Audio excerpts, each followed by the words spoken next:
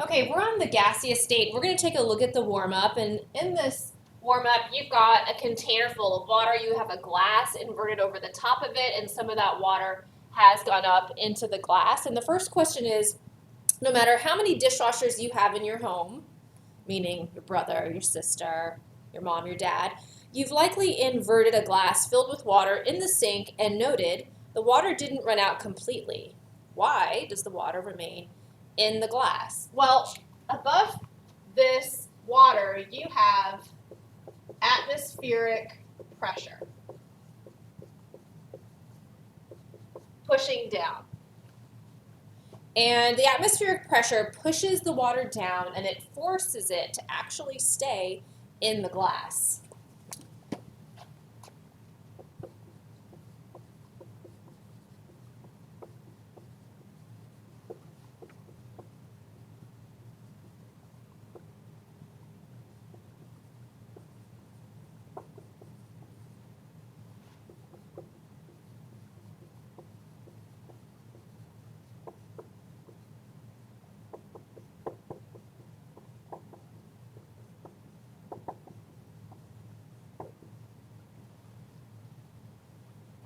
Question number 2, if you lived in Denver, Colorado, often called the Mile High City, due to its elevation of 5,280 feet, how would the height of the supported wall or column compare?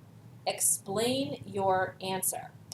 Now, at higher elevations, like Denver, Colorado, the atmospheric pressure is actually lower. So what that means is the height of the water that's being supported won't be as high.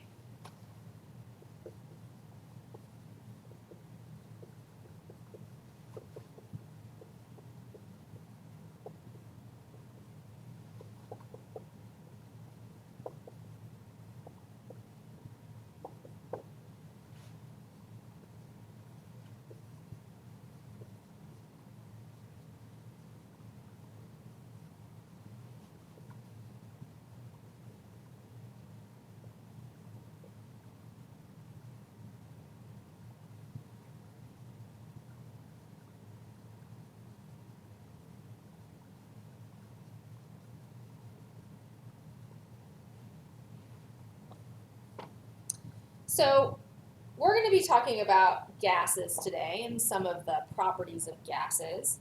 And the word gas comes from Gauss or Gauss, a Dutch word, a Dutch form of the word chaos.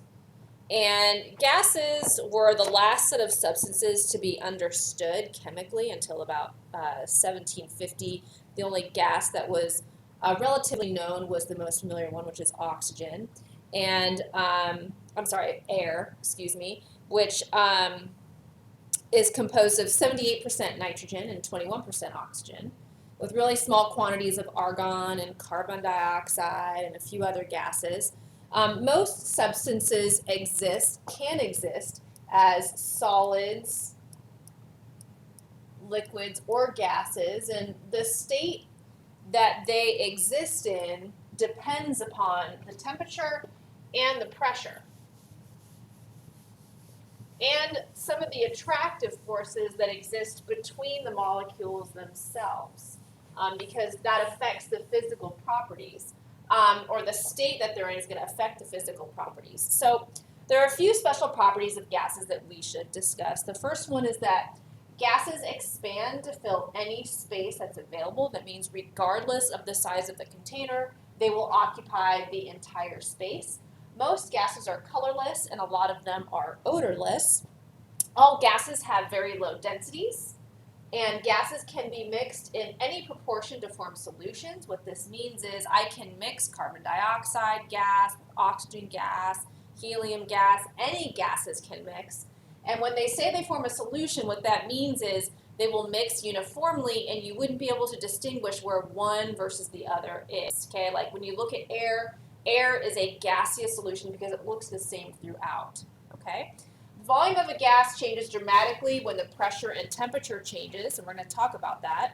And then the three properties of volume, pressure, and temperature are all interrelated for a particular mass of gas. So let's go to the next page here, and let's look at measurement of gas pressure. So pressure is the exertion of a force by one body on another.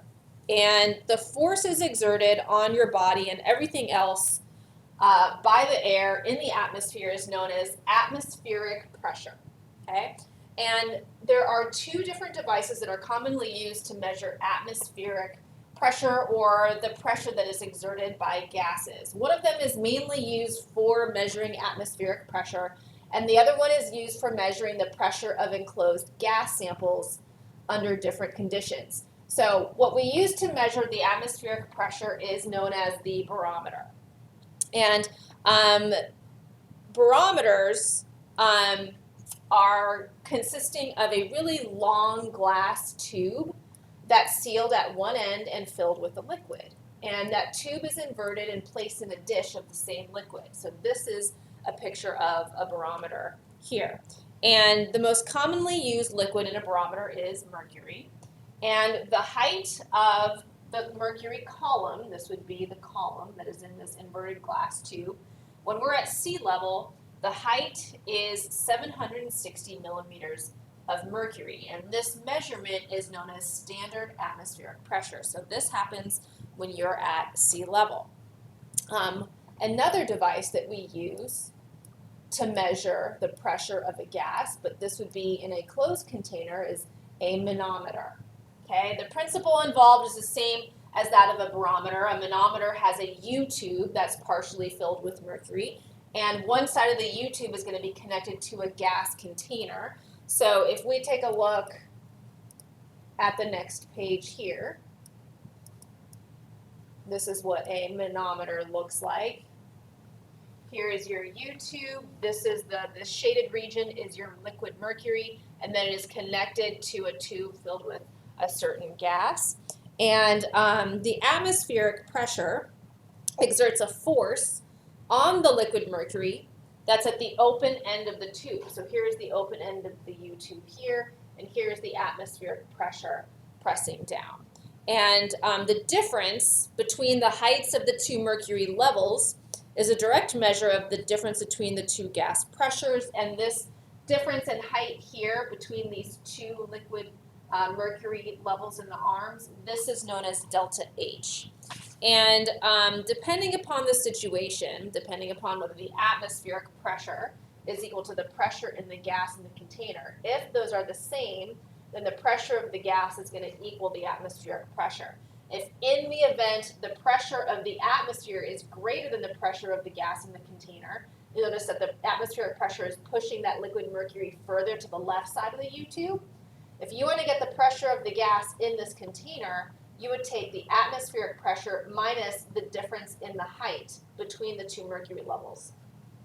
If the atmospheric pressure is less than the pressure in the gas in the container, you'll notice this, the pressure from this gas is pushing the liquid mercury in the U-tube further to the right-hand side. So in this case, if you want to calculate the pressure of the gas, this is going to be equal to the atmospheric pressure plus the difference in height between the two liquid mercury levels here. Okay, let's take a look at a sample problem here. When a container of gas is connected to a manometer, so here is your container of gas connected to this manometer. If the mercury in the open end, so here is your open end of the U-tube, this rises until it's 112 millimeters of mercury higher than the mercury in the container side. So this delta H here is 112 millimeters of mercury. If the atmospheric pressure measured with a barometer, so the pressure of the atmosphere is 765 millimeters of mercury, so that's the pressure that's pressing down. What is the gas pressure in the container? You can tell by the liquid mercury levels that the pressure of the gas in the container is higher than the atmospheric pressure because it's pushing that liquid mercury further into the right side of that U-tube. So if you want to calculate that, what you're going to do is you're going to add the atmospheric pressure and the delta H together. And you're going to get 877 millimeters of mercury. If we go to the next page where the practice problems are, Practice problem number 1 says, consider the following 2 measuring devices found in a chem lab. What is the pressure of the enclosed gas sample? Here, this is your barometer. They want you to get the measurement of inside this barometer so that you can use it here to do part B. So here it says that the height is 765 millimeters of mercury, and it shows you the atmospheric pressure pressing down. So the atmospheric pressure is 765 millimeters of mercury. If you have a barometer in your classroom, you would often read the barometer to get the atmospheric pressure at that time of an experiment. B, you have a gas here inside this Erlenmeyer flask. You have that connected to a U-tube, which is your manometer. It's open to the atmosphere. They tell you that the difference in height for the manometer is 135 millimeters of mercury. Since the mercury is higher on the right side than the left side, that means that the gas inside this container is pushing the mercury more than the atmospheric pressure is pushing the mercury down. Okay? So that means that you're going to have to add the atmospheric pressure here to this height. So the pressure of the gas that is inside this container is going to be 765 plus 135 millimeters of mercury. Both of your units are the same, so we can just add those together. You're going to end up with 900 millimeters of mercury for the pressure of the gas. Now, for number 2, it says assume the barometer in practice problem number 1 supports a 72.4 centimeter column of mercury. So that's telling you that the pressure of the atmosphere that they want you to use here is 72.4 centimeters. Now, if it's 72.4 centimeters of mercury, and the unit that they gave you here for the delta H is millimeters of mercury, and they want us to figure out the pressure of the gas in this sealed container, what we have to do is convert centimeters to millimeters so that we can actually combine the two. So centimeters to millimeters is a 2-step metric conversion. Remember, we put the number 1 where the prefixes are centi is 10 to the negative 2, milli is 10 to the negative 3. And when you put this into your calculator, you're going to get 724 millimeters of mercury for the atmospheric pressure.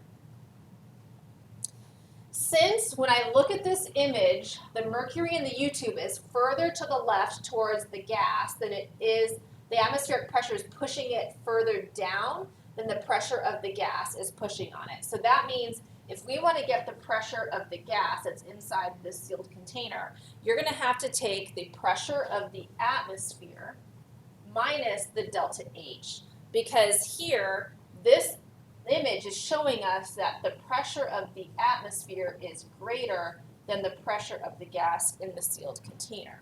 So we're going to take 724, which is the atmospheric pressure in millimeters of mercury, minus 112 millimeters of mercury.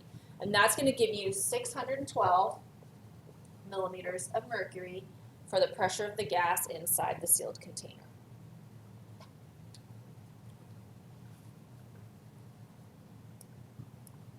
Let's talk about units of pressure measurement.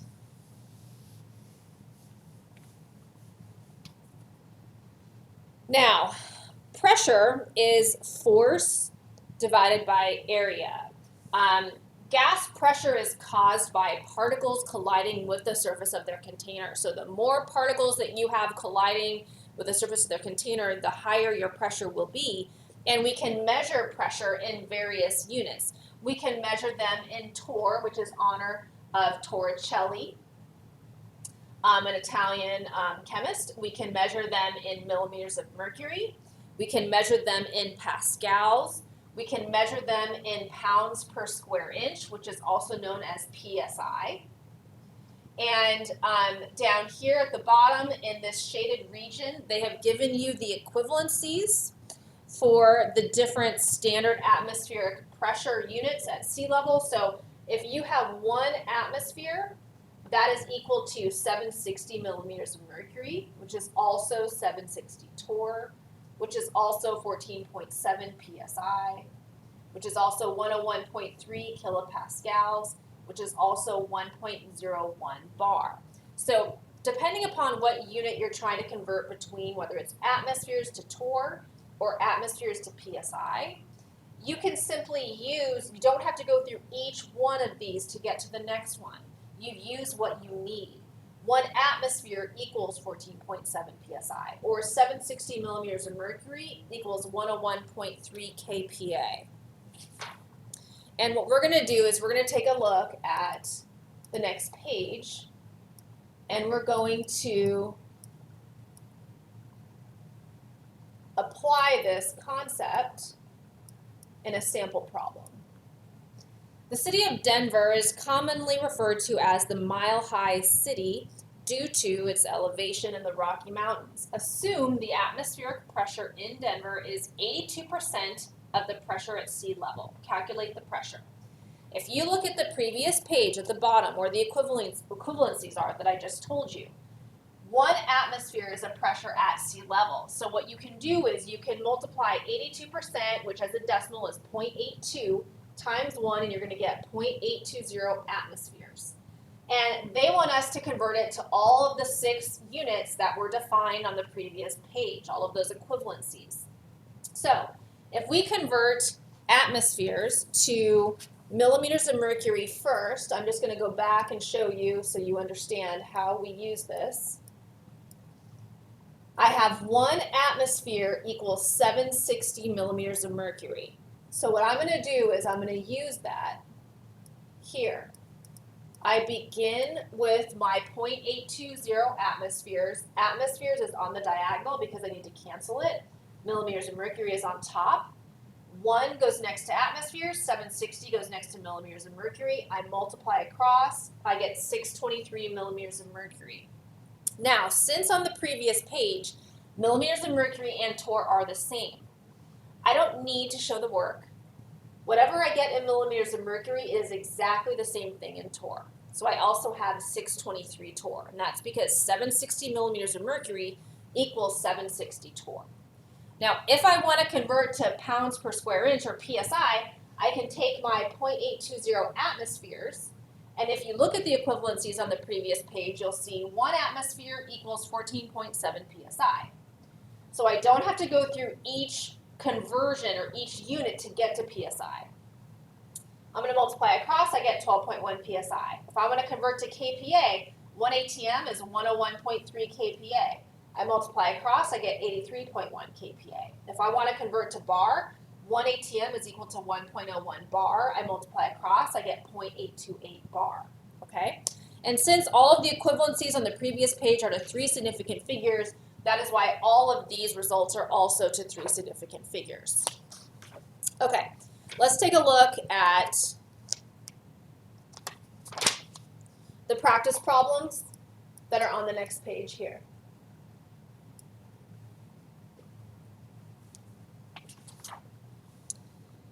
Any pressure measured in a closed container is actually being measured relative to the atmospheric pressure that surrounds it. A common example is tire pressure.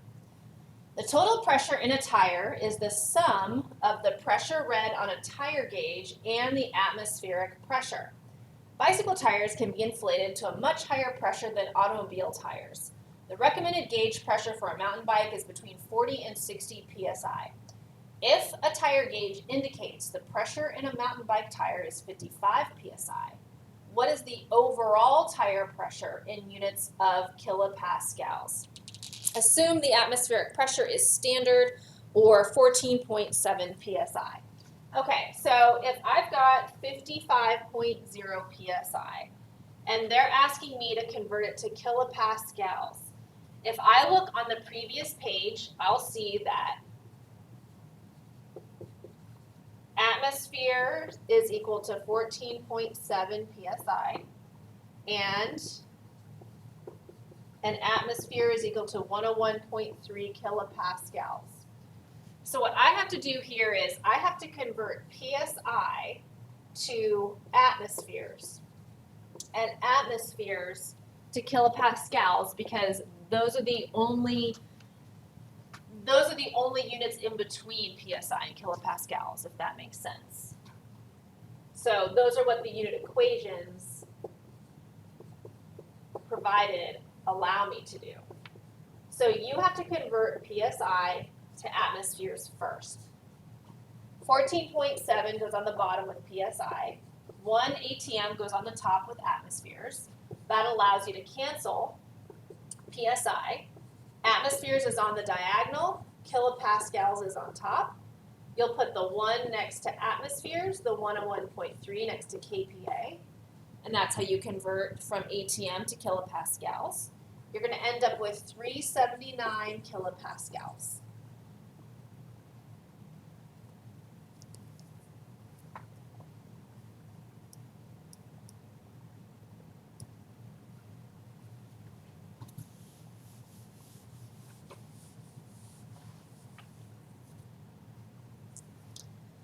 Number 2 says a closed-end manometer has all the gas removed from the U-tube before mercury is added. The result is a vacuum in the sealed end of the U-tube. This produces a device that can measure the total pressure in a closed container directly. With a closed-end manometer, there is no need to add atmospheric pressure to determine the total pressure in a container. Consider closed-end manometer A below. Determine the total pressure in the flask once it is filled with gas in B. All right, so this height is 31 centimeters of mercury, and they want us to express our answer in atmospheres. So that means we need to convert centimeters to meters to millimeters to atmospheres. Because if we look at the equivalencies on the previous page, we have to get to millimeters of mercury just so that we can get to atmospheres. So that's why you have to insert this two-step metric conversion. So you've got 31 centimeters of mercury. 1 centimeter is 10 to the negative 2 meters. Then convert meters to millimeters. The 1 goes next to milli. The 10 to the negative 3 goes next to meters. That cancels meters. And then millimeters of mercury to atmospheres. If you look at the equivalencies on the previous page, 1 atmosphere is equal to 760 millimeters of mercury. So I'm going to have 3 sig figs because the 1s and the powers of 10 are exact. You're going to get 0.408 atmospheres for your answer. Let's take a look at number 3.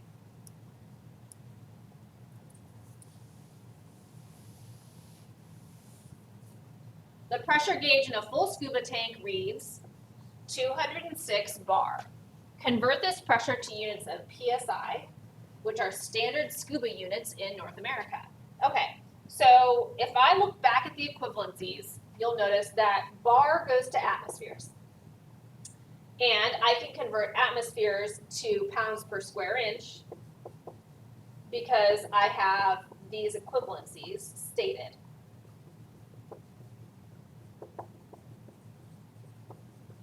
Okay, so these are what I'm going to use to get there. So 206 bar, and then 1.01 bar to 1 ATM. So bar will cancel.